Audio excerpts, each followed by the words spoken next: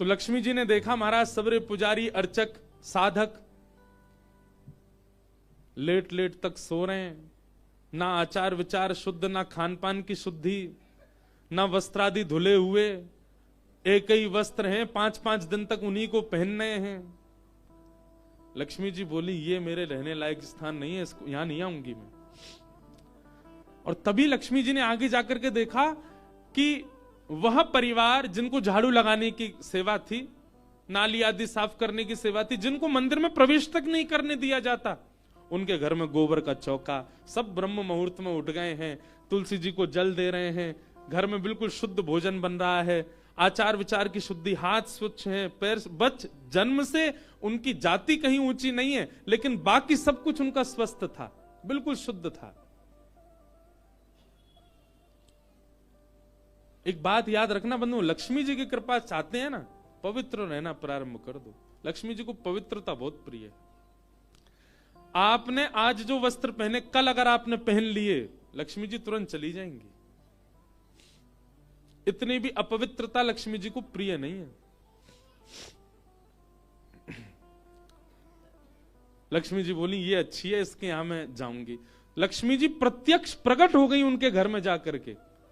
अब वे तो बेचारे छोटे मोटे लोग, बेचारे ज्यादा धनवान तो थे नहीं। उन्होंने जब देखा कि अत्यंत गहने पहन रखे हैं, ऐसी मधुर सुगंधी आ रही है, रूप देख करके नेत्रों के पलक नहीं झपके जा रहे, सबने दंडवत प्रणाम किया। बोले आपका परिचय? बोले हम जगन्नाथ जी की गृहिणी हैं, साक्षात लक्ष्मी। वे सब घर के लोग, अरे हमारे घर का तो जल भी आपके स्पर्श योग्य नहीं है, हम तो ऐसे लोग हैं, हम तो नीचे लोग हैं। ये लक्ष्मी जी बोली ये सब बात नहीं करो, हम लोग ठाकुर जी ये सब विचार नहीं करते। तुम्हारा आचरण देखो कितना शुद्ध, तुम्हारे व्यवहार कितना शुद्ध, तुम्हारी बुद्धि कितनी शुद्ध है। और सुनो, चौकी लगाओ, जो भी घर में बना है प्रत्यक्ष थाल में पधराओ, हम तुम्हारे यहां प्रसाद पा करके जाएंगे। पूरा घर भाव विवल हो गया, सबके नेत्रों में आंसू, साक्षात लक्ष्मी जी आई हैं। सबने पवाया। लक्ष्मी जी प्रेम से प्रसाद पा रही थी, तभी जगन्नाथ जी के बगल में ही विराजती हैं सुभद्रा जी। सुभद्रा जी के बगल में विराजते हैं श्री बलराम जी। बलराम जी भ्रमण कर रहे थे पुरी में। भ्रमण करते करते वो घर घरों में झांक के देख रहे थे क्या हो रहा है। जैसे ही उस घर में झांक के देखा तो श्री लक्ष्मी जी प्रसाद पा रहे हैं। बलराम जी बोले राम राम राम राम राम राम, ये झाड़ू पोंछा बर्तन करने वाले लोग, इनके यहां पर चले जाओ, इन पर कृपा करो। पर भैया इनके यहां तो भक्ष भक्ष भी बनता होगा, मांस भी बनता होगा, और ये लक्ष्मी जी यहां बैठ करके प्रसाद पा रही, हमारी घर की बेटी, हमारी घर की बहू, बिल्कुल आचार विचार की शुद्धि नहीं रखी। नाक फूल गई। परिवार में 2-3 लोग ऐसे होते हैं उनकी नाक बहुत जल्दी फूल जाती है। पहले तो जेठ जी, दूसरी ननद जी, तीसरे फूफा जी हैं? इनकी नाक बहुत जल्दी फूल जाती है। ये हम यहां पे अगर कोई बैठे हो, जेठ जी, ननद जी, फूफा जी, बुरा नहीं मानना, आपके भी जेठ ननद फूफा होंगे, उनकी भी देखना नाक फूली रहती। बलराम जी की नाक फूल गई महाराज। आकर के कुछ बोले तो नहीं, मंदिर में आके बैठ गए। जगन्नाथपुरी में जो भात बनता है ना, इसीलिए जगन्नाथपुरी में एकादशी नियम नहीं है। क्यों? क्योंकि वहां जो भात निर्मित होता है, ऐसा मान्यता है कि वो लक्ष्मी स्वयं अपने हाथ से बनाती। जगन्नाथपुरी के रसोई घर में जितने भी हमारे अर्चक लगते हैं, प्रसाद बनाने वाले, उन सबको मानसी भाव से ऐसी भावना रखनी पड़ती है कि हम जगन्नाथ जी की गृहिणी लक्ष्मी हैं, तभी वो भात निर्मित करके ठाकुर जी को पधरा सकते, नहीं तो ठाकुर जी भोग नहीं लगाते। इसीलिए जगन्नाथपुरी में एकादशी का भाव नहीं। क्यों? एकादशी के दिन अन्न में पाप का निवास होता है, और लक्ष्मी जिस अन्न को छू दे उसमें पाप कैसे आ सकता है? इसलिए एकादशी के दिन तो स्कंद पुराण में कहते हैं आकंठ पाना चाहिए, मतलब जितना रोज पाते हो उससे दुगना पाना चाहिए एकादशी वाले दिन जगन्नाथपुरी में, क्योंकि लक्ष्मी जी ने बनाया है। तो लक्ष्मी जी प्रसाद बनाती हैं। जैसे ही भोग रखा गया जगन्नाथ जी के आगे, बलभद्र सुभद्रा जी तुरंत हाथ पांव धो के बैठ गए। बलराम जी अपने सिंहासन से ही नहीं उठे, नाक फुला के बैठे हैं। जगन्नाथ जी बोले भैया आ जाओ, भोग आए गए, हमें नहीं पाना, तुम लोग पाओ। तो क्यों, क्या हो गया? अब क्या बोले, अब तो सब आचार विचार सब खत्म हो चुका है। परमात्मा होते हुए भी हमारे यहां आचार विचार नहीं चल रहा है, तो फिर इंसान क्या आचार विचार का पालन करेगा? जगन्नाथ जी बोले भाई कोई बात पे बुरा मान गए जे, तो इनसे बात करें। जगन्नाथ जी गए, भैया कहा भयो, आप इतने उदास क्यों, इतने नाराज क्यों? सब बात बताई बलराम जी ने। बोले लक्ष्मी जी आज सुबह सुबह एक ऐसे के घर में गई और वहां जाके प्रसाद पा रही थी, बिल्कुल विचार नहीं किया कहां शुद्धता कहां अपवित्रता। हम तो इनके हाथ का बना भोजन नहीं करेंगे। अब जगन्नाथ जी बड़ी दुविधा में पड़ गए, यदि पाऊं तो भैया नाराज बैठे, भैया कहेंगे मैं नाराज हूं, इससे को कोई फर्क नहीं पड़ा है, फिर भी पा रहा है। और नहीं पाऊं तो लक्ष्मी जी टेढ़ी टेढ़ी देख रही हैं कि मैंने बनाया, ये पा क्यों नहीं रहे। जगन्नाथ जी बोले लक्ष्मी जी को तो मना लिया जाएगा बाद में, पर ये नहीं माने ना, ये तो शेषनाग हैं, इनको ज्यादा ही क्रोध आ गया तो जोर से सिर हिला देंगे, प्रलय और हो जाएगा। जगन्नाथ जी ने लक्ष्मी जी से कहा देखो भैया नहीं पा रहे तो हम भी नहीं पाएंगे। लक्ष्मी जी बोली कोई बात नहीं। एक दिन नहीं पाया, दूसरे दिन फिर लक्ष्मी जी ने बनाया, फिर नहीं पाया, तीसरे दिन फिर लक्ष्मी जी ने प्रसाद पधराया, फिर नहीं पाया। तो लक्ष्मी जी बोली भाई कोई बात है तो हमसे बोलो सीधे, ये प्रसाद रोज छोड़ देना, ये कैसा तरीका है आपका नाराज होने का? कहीं बलराम जी बोलते हुए सुन लिए लक्ष्मी जी ने कि भाई इनके हाथ का बना हम नहीं पाएंगे। लक्ष्मी जी ने जाकर के जगन्नाथ जी से कहा देखो संपूर्ण जगन्नाथपुरी में प्रसाद बनाने की सेवा हमारी, और आपके भैया कह रहे हैं कि हमारे हाथ का बना पाएंगे नहीं, जब हमारी सेवा लेनी नहीं तो फिर हम यहां क्यों रहें? इसलिए आप हमको आज्ञा दें, अब हम जहां हमारा सुख है हम वहां चले जाते हैं, हम चले जाते हैं श्री क्षेत्र से। जगन्नाथ प्रभु कुछ, अच्छा जगन्नाथ जी को भी लीला करनी है इसलिए वो कुछ नहीं बोले। अब कुछ नहीं बोले तो लक्ष्मी जी समझ गई, बोले मौन मतलब हां ही होता है।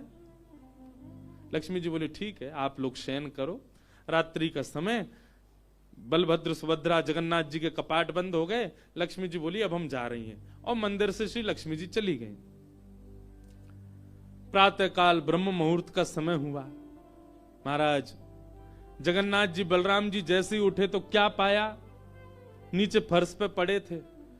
कहां सोने के सिंहासन पर सोते थे, सोने के बिस्तर पर सोते थे, बढ़िया लत्ता पहन के रहते थे, गले में स्वर्ण की मालाएं, हाथ में स्वर्ण के कड़ूला, पाम में स्वर्ण के कड़ूला आदि सब पहन के सोते थे। लेकिन लक्ष्मी चली गई तो सब चला गया। सवेरे उठे तो फर्श पे पड़े थे। बलराम जी बोले लाला जी कहा है वो, हमारे सिंहासन वगैरह कहां चले गए? ठाकुर जी बोले लक्ष्मी जी चली गई ना, लक्ष्मी तो मतलब सब होता है। बलराम जी ने अपनी तिजोरी जाकर के खोली, सबरे वस्त्र चले गए, आभूषण चले गए, सब आयुध चले गए, फटे पुराने मैले कुचैले बिना धुले महीनों के सालों के वस्त्र पड़े थे। और यही होता है, लक्ष्मी जाती है तो यही रह जाता है। लेकिन बलराम जी भी अपनी पूरी उसमें थे, बोले कि हम भी कुछ नहीं कहेंगे, ठीक है जैसे हैं वैसे रह लेंगे, कोई लक्ष्मी जी के जाने से हम पे फर्क थोड़ी पड़ रहा है। चल लाला भोजन को समय है, क्यों प्रसाद पामे। ठाकुर जी बोले कैसे प्रसाद पाएंगे, प्रसाद तो लक्ष्मी बनाती है, लक्ष्मी चली गई, खुद ही बनाना पड़ेगा। बोले हाँ हाँ तो हम पे कोई बनावी कमी, हम दोनों मिलके बनाएंगे। कृष्ण बलराम दोनों गए रसोई घर में, जाकर के देखा तो महाराज वहां से अन्न दाल चावल सब चले गए, क्यों सब लक्ष्मी से ही आते हैं। कहां तक कहें चूल्हा जलाने की लकड़ी भी नहीं बची, वो भी लक्ष्मी से ही आती है। लक्ष्मी गई और सारी श्री लेकर के चली गई अपने साथ। एक दिन दो दिन, अब तो दर्शनार्थी आने बंद हो गए, क्यों मंदिर की श्री भी चली गई। जगन्नाथ जी और बलराम जी चुपचाप बैठे हैं अपने सिंहासन पर, भूखे प्यासे बेचारे, आंख बाहर निकल आई।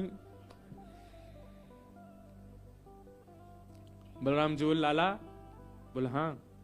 2 दिन है गए लाला भोजन ना एक कियो, और 2 दिन पहले गुस्सा में ना कियो, 4 दिन है गए और कछु है भी ना, कहा करें। देखो इस बात को कोई ऐसे मत ले लेना, लोग सोचने वाले यूं भी लेते हैं, बताओ महाराज जी कुछ भी बोल रहे हैं, वो साक्षात ब्रह्म है, लक्ष्मी जाने से उन पर कोई प्रभाव पड़ेगा? लक्ष्मी जाने से कोई प्रभाव नहीं पड़ता ठाकुर जी पर ठाकुर जी बलराम जी को बताना चाह रहे हैं कि भाई किसी को हेय दृष्टि से मत देखो, उसी के लिए पूरी लीला हो रही है। ठाकुर जी बोले दाऊ दादा एक काम है सके? बोले कहा? बोले समुद्र के किनारे स्वर्ग आश्रम है जहां पर लोगों की अंत्येष्टि होती है। बोले हाँ, मैंने एक बार देखा था वहां पे लोग कटोरा लिए बैठे रहते हैं और उनको कुछ ना कुछ मिल ही जाता है, आपकी आज्ञा हो तो वहीं चलें, कछु तो मिल जाएगा। लाला पूरी दुनिया कहा कहेगी बताओ कृष्ण बलराम कहा कर रहे हैं ये? बोले ऐसे थोड़ी जाएंगे, रूप बदल के चलेंगे, कछु तो मिलेगा, पेट तो नहीं भरेगा हमारा। लक्ष्मी जी तो आएंगी नहीं, नाराज होके चली गई। बलराम जी बोले हाँ हाँ जान दे, ये बहू के बड़े नखरे हैं, चली गई तो कहा हम का भूखे रहेंगे, चल लाला मेहनत करके उद्यम करके भिक्षा मांग के पालेंगे। और श्री कृष्ण बलराम दोनों छोटे से बालक का रूप धारण करके गए और स्वर्ग आश्रम के बाहर कटोरा लेके बैठ गए, कोई कुछ तो दे जाएगा। ठाकुर जी और बलराम जी अपनी झोली फैला के जय जगन्नाथ जय जगन्नाथ, मैया तेरा भला हो कुछ दो। और कोई कुछ नहीं थे। एक ने तो डांट दिया, बोले हे छोटे बालकों क्या करते हो, विद्यालय जाया करो, पढ़ाई लिखाई किया करो, क्या बचपन में आके बैठ गए हो यहाँ पे। बलराम जी बोले लाला ही तो बहुत डांट रही है। ठाकुर जी मनी मन कहें और कर लो अपमान लक्ष्मी जी का। इतने में ही एक महात्मा आए, उन पर धन तो था नहीं, लोग वो खाते ना मूड़ी, भेलपूरी, झाल मूड़ी बोलते हैं उसको, फूले फूले से होते हैं, क्या बोलते हैं उसको, मूड़ी बोलते हैं ना, समझ गए ना सब। गंगा जी के किनारे भी लोग खाते हैं, उसमें नमकीन नमकीन मिला के बढ़िया। तो उनके पास में बस मूड़ी थी, महात्मा जी के पास भेल थी, भेल तो लाई भी बोलते हैं उसको, लाई। ठाकुर जी ऐसे झोली फैला के बैठे, बलराम जी भी। तो महात्मा जी ने क्या किया, ऐसे करके लो बच्चों लो पालो, पेट भर लो। बलराम जी बोले लाला एक समय को भोजन तो मिल ही गयो। ठाकुर जी बलराम जी दोनों खुश हुए। लक्ष्मी जी ने दूर से देखा, ए पवन देव जोर से बहना प्रारंभ करो। ऐसी जोर की हवा चली महाराज, सबरी मूड़ी उड़ गई। बलराम जी और ठाकुर जी पीछे पीछे भागे, मूड़ी सबरी उड़ गई।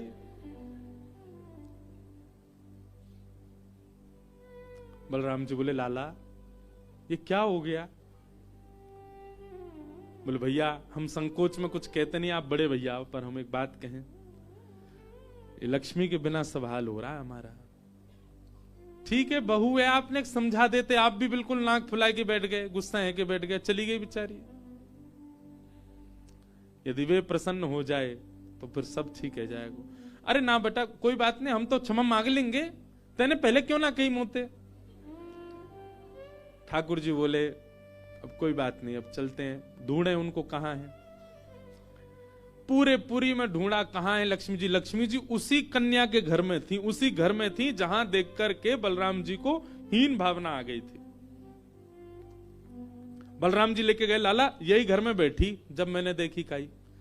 वहां जाकर के देखा तो महाराज उस घर में बिल्कुल जैसे मंदिर की रौनक होती है, ऐसी रौनक उस घर की हो रही थी।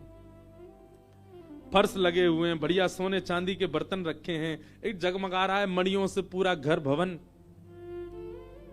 और बाहर बैठ करके उस महिला के जिसके ऊपर कृपा की थी लक्ष्मी, उसके बालक भर भर के सामग्री दे रहे हैं लोगों को, भोजन की सामग्री, वस्त्र ले जाओ, ये ले जाओ, कोई गरीब कन्या के लिए धन ले जाओ, राशि ले जाओ, सोने की मोहर ले जाओ। लक्ष्मी जी बैठी है घर में। ठाकुर जी बोले अब लक्ष्मी जी तो नाराज हैं, भैया एक काम करें हम भी लाइन में लग जाएं, कछु मांग लें, लेके चल दें। जैसे ही ठाकुर जी और बलराम जी लगे कतार में, भीतर से लक्ष्मी जी को देख के दया आ गई। मेरे प्राणनाथ ये चाहे तो सर्व समर्थ हैं, परंतु बलराम जी को बताने के लिए पूरी लीला कर रहे हैं। लक्ष्मी जी तुरंत बाहर आई और दोनों को इशारा किया, आप लोग इधर आओ। बलराम जी बोले, देख बहू तू नाराज मत हो, हम ते गलती है गई, और वैसे गलती तेरी भी कम नहीं, तो को नहीं जानो चाहिए ऐसी जगह। लक्ष्मी जी बोली, दाऊ दादा, ठाकुर जी के लिए सब अलाव है, हमारे लिए इतने बंधन। वे किसी भी भक्त पर कृपा करने जा सकते हैं, वहां पर जात पात नहीं देखी जाती, वहां पर यह नहीं देखा जाता कि भजने वाला कौन है, ब्राह्मण है, क्षत्रिय, वैश्य कौन है, सब पर वो अनुग्रह कर सकते हैं। तो फिर हमारे ऊपर इतनी रोक टोक क्यों? और किसी के जन्मगत व्यवहार से उसका पूरा जीवन नहीं आंकना चाहिए, उसके स्वभाव व्यवहार से देखना चाहिए कि वो है कैसा। कहां आप कहते हैं कि ब्राह्मण सर्वश्रेष्ठ, और वो देर देर तक सो के उठ रहे हैं, उनके यहां शुद्धि नहीं, वस्त्र 4-4 दिन तक पहन रहे हैं, एक महीना एक ही धोती में निकाल रहे हैं। आप कह रहे हैं कि वो श्रेष्ठ, और ये लोग जो इतनी पवित्रता का ध्यान रखते हैं, इन पर कृपा ना हो। हमारे अनुसार तो जो अपने कर्म से शुद्ध है वो शुद्ध है। बलराम जी और ठाकुर जी दोनों मान गए, जैसी आपकी इच्छा। बोले नहीं, आज के बाद हम आपसे एक नियम चाहते हैं। क्या? बोले श्री जगन्नाथपुरी में नियम कर दीजिए। बोले क्या? जिस महाप्रसाद को ब्राह्मण पाएगा उसी महाप्रसाद को शूद्र भी पाएगा, दोनों को समान फल मिलेगा। और यहां महाप्रसाद का ऐसा नियम रखा जाए कि अगर एक ही पत्तल में दोनों बैठ करके पालें तो दोनों को समान पुण्य प्राप्त होगा। महाप्रसाद पाते ही, अन्य तीर्थों में तो बहुत साधन करने पड़ेंगे, पर पुरी में आकर के कोई एक तिनका भी यदि महाप्रसाद का पाले तो उसको सर्व साधनों का फल प्राप्त हो जाए। और किसी भी प्रकार से यह ना देखा जाए कि कौन किस वर्ण का है, वो स्वभाव से शुद्ध होना चाहिए। हम सबको हृदय लगा में, अगर ये सब आपको मंजूर हो तो मैं राजी हूं। राजी हुए, और तब से श्री जगन्नाथपुरी में ये सब नियम नष्ट कर दिए गए। महाप्रभु जी सबके लिए सुलभ हो गए। कहां तक कहें, जब ठाकुर जी बीमार होते हैं ना, तो ठाकुर जी की सेवा ब्राह्मण नहीं करते, अन्य वर्गों की ही सेवा होती है श्री ठाकुर जी की।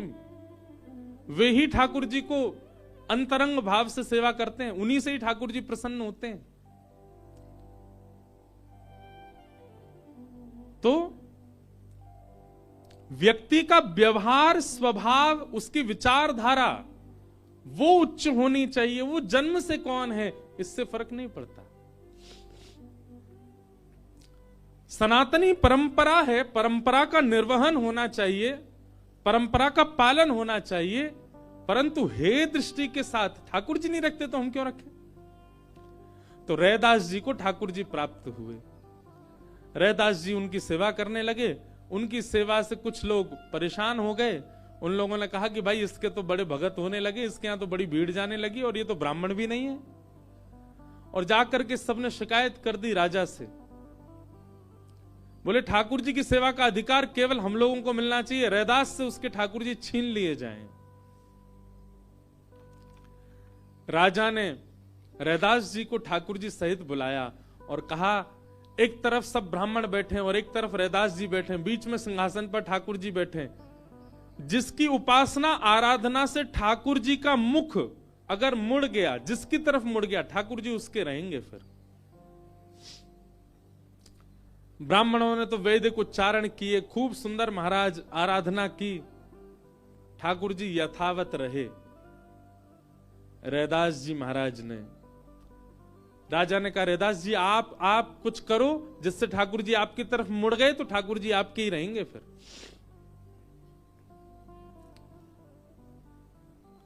रैदास जी ने एक पद गाया,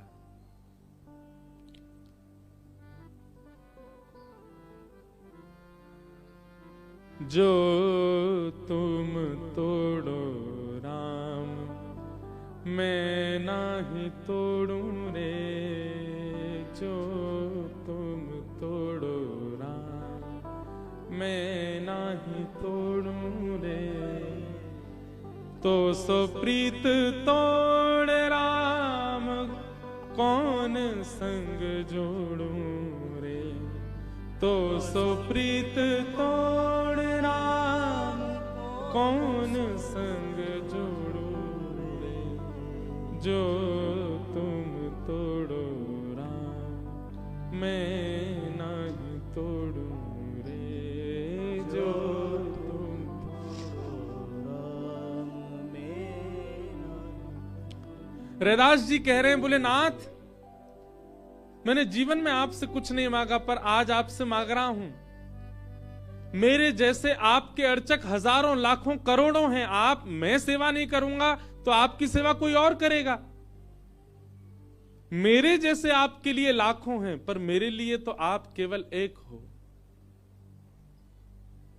आपको सेवा की आवश्यकता नहीं, मुझसे भी अच्छी सेवा करने वाले आपको मिल जाएंगे, पर मुझे आप नहीं मिल पाओगे ना।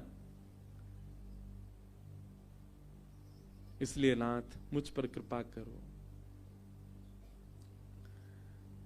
अष्ट प्रहर एक ही आशा,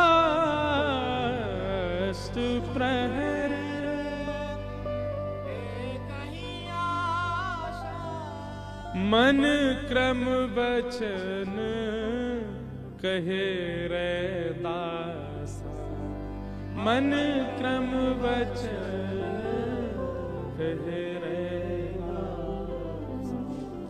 मेरा पूरा जीवन केवल आपकी सेवा के लिए है। मन क्रम वचन, धन मेरे पास नहीं है, पर मन क्रम वचन से मैं केवल आपका हूं राम जी। भले ही मैं श्रेष्ठ कुल में नहीं जन्मा, मैं धनवान नहीं हूं, पर मेरा सब कुछ आपके लिए। मैं श्वास भी आपके लिए लेता हूं, मैं चलता भी आपके लिए हूं, मैं जीवित भी आपके लिए, मैं भोजन भी इसलिए करता कि आपकी सेवा कर सकूं। मुझ पर कृपा अनुग्रह करो नाथ। रैदास जी ने ऐसा पद गाया, बात तो केवल इतनी थी कि ठाकुर जी मुख घुमाएं जिसकी तरफ उसके हो जाएंगे, पर रैदास जी का पद सुनकर के ठाकुर जी ने मुख नहीं घुमाया, ठाकुर जी प्रतिमा चल करके श्री रैदास जी के कंठ से आकर के लग गई। और यह दृश्य देख करके वहां विराजमान जितने विप्र थे, राजा थे, सब नतमस्तक हो गए।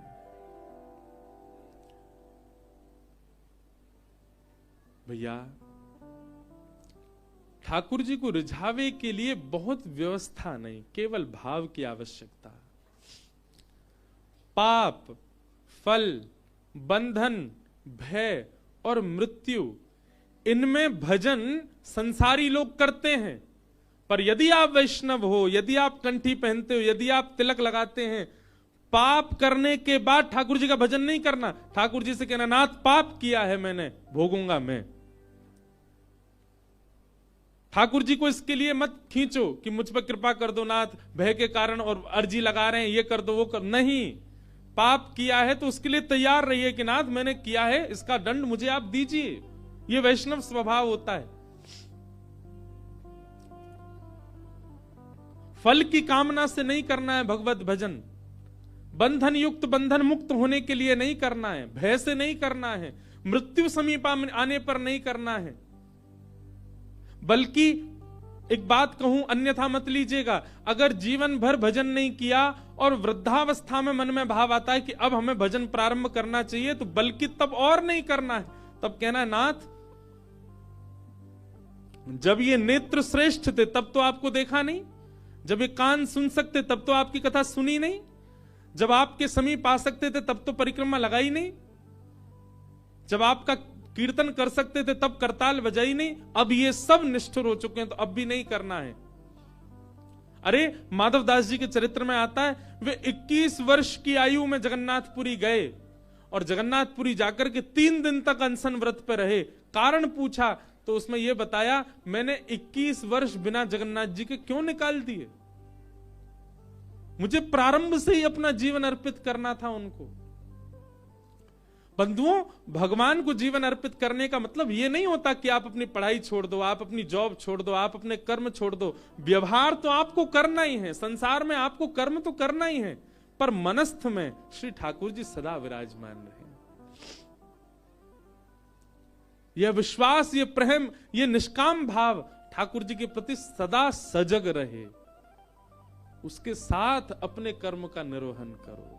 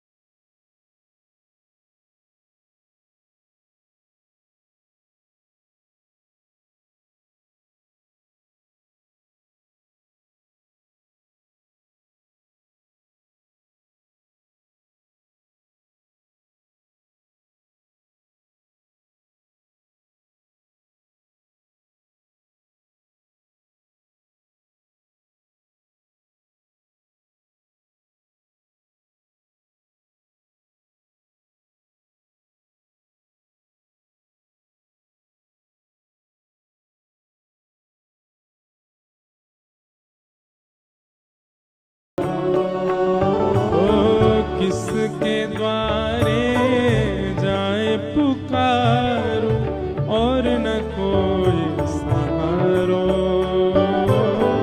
किसके द्वारे जाए पुकारो और ना कोई सहारो। अब तो आके बाँह पकड़ लो ओ मेरे प्रियतम। अब तो आके बाँह पकड़ लो ओ मेरे गाओ भाव से। तुम हमारे थे प्रभु जी, तुम हमारे हो, तुम हमारे ही रहोगे ओ मेरे प्रियतम। हमारे थे प्रभु जी, तुम हमारे हो, तुम हमारे ही रहोगे ओ मेरे श्री राधा रमण लाल की करताल बजा के।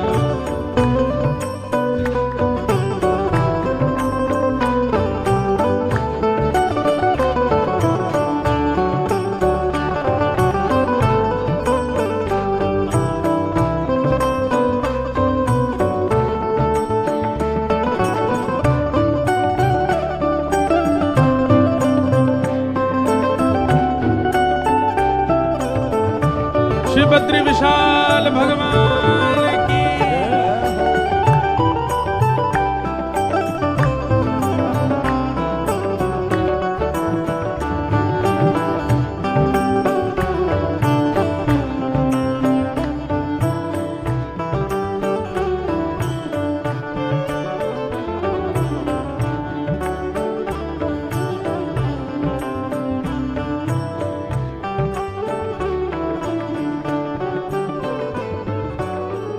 तेरे कारण सब जग छोड़ा, तुम संग नाता जोड़ा प्यारे। तुम संग नाता जोड़ा प्यारे, तुम संग नाता जोड़ा। ओ तेरे कारण सब जग छोड़ा, तुम संग नाता जोड़ा प्यारे, तुम संग नाता जोड़ा प्यारे, तुम संग नाता जोड़ा। एक बात कहें, आप लोग सुबह के सत्र में कथा, वैसे अधिकतर कथा शाम के सत्र में होती, पर अब हम प्रयास करते हैं कि सुबह के सत्र में ही हो कथा। सुबह का सत्र अच्छा होता है, थोड़ा मन बुद्धि चित्त सब बहुत शुद्ध रहते हैं। दोपहर तक ना जाने क्या क्या आ जाता है दिमाग में। हाँ, एक बात होती है कि सुबह के सत्र में कई लोगों को निद्रा देवी आ जाती है, पर हाँ यहाँ कोई नहीं सो रहा है, सब कथा सुन रहे हैं। आप सब लोग एक प्रकार से ये इस पंक्ति को सार्थक कर रहे हो। तेरे कारण सब जग छोड़ा, कितने लोग अपनी बेचारी निद्रा छोड़ के आए हैं। नहीं, आप लोग सत्य माने, यहाँ कई लोग बहुत दूर दूर से आ रहे हैं कथा सुनने। ये बच्चे कई स्कूलों के, कॉलेजों के, कई अपने काम वाले, आज संडे है इसलिए भी आए। कोई देहरादून से आ रहा है, कोई देवप्रयाग से आ रहा है। मुझे पता चला बहुत दूर दूर से लोग आ रहे हैं। कल एक व्यक्ति तो 200 किलोमीटर कहीं पहाड़ में से आया था। बोला महाराज जी 3 बजे चला मैं रात में, तब 10 बजे यहाँ पहुंचा कथा। और फिर उसके बाद बस 2 मिनट हमसे मिलके फिर बोला अब मैं जा रहा हूं, अब रात को पहुंचूंगा। तो आप एक प्रकार से अपना संसार छोड़ के ही तो आ रहे हो, कथा सुनने भी आ रहे हैं, तो कितना त्याग करके आ रहे हो। कई लोग निद्रा छोड़ के आए हैं, कई लोग नाश्ता भी नहीं किए होंगे, बाल भोग छोड़ के आए हैं। कई लोग गाड़ी नहीं होगी तो बाइक से आए हैं, स्कूटर से आए हैं, जैसे मैं भी बाइक से ही आता हूं। रास्ता में खूब सर्दी जाड़ा लगता होगा, कितनी जैकेट पहन लो, हवा तो जाती भीतर। तो कहीं ना कहीं अव्यवस्था में रह के आप एक प्रकार से संसार छोड़ के ही आए हो कथा में। तो ये बात आप कह सकते हो नाथ, हाँ तेरे कारण सब जग छोड़ा, तुम तुम संग नाता जोड़ा प्यारे, तुम संग नाता जोड़ा प्यारे, तुम संग नाता जोड़ा। चाहिए क्या हमें? एक बार प्रभु हंस के कह दो, तू मेरा मैं तेरा प्यारे, तू मेरा मैं तेरा प्यारे, तू मेरा मैं तेरा। ओ एक बार प्रभु हंस के कह दो, तू मेरा मैं तेरा प्यारे, तू मेरा मैं तेरा प्यारे, तू मेरा मैं तेरा। ओ साची प्रीत की रीत निभा लो, साची प्रीत की रीत निभा लो, ओ साची प्रीत की रीत निभा लो, साची प्रीत की रीत। गाओ भाव से। ओ मेरे प्रियतम, हाँ, साची प्रीत की रीत निभा, ओ मेरे प्रियतम। ओ तुम हमारे थे प्रभु जी, तुम हमारे हो, तुम हमारे ही रहोगे, ओ मेरे प्रियतम। तुम हमारे थे प्रभु जी, तुम हमारे हो, तुम हमारे ही रहोगे, ओ मेरे। बोलो वृंदावन